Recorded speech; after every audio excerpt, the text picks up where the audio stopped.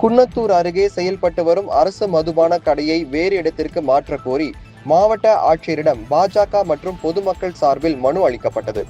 திருப்பூர் மாவட்டம் ஊத்துக்குளி வட்டத்திற்குட்பட்ட குன்னத்தூர் பேரூராட்சி பகுதியில் புதிதாக அரசு மதுபான கடை கடந்த 2024ஆம் ஆண்டு ஆகஸ்ட் மாதம் 12ஆம் தேதி திறக்கப்பட்டது.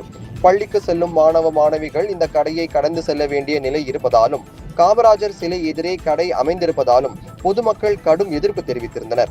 மேலும் கடையை அப்புறப்படுத்த வலியுறுத்தி மாவட்ட ஆட்சியர் அலுவலகத்தில் பொதுமக்கள் மனு அளித்தனர். இதையடுத்து கடையை முன்புறம் அடைத்து விட்டு பின்புறம் வழியாக மது விற்பனை நடைபெறுவதாக கூறப்படுகின்றது.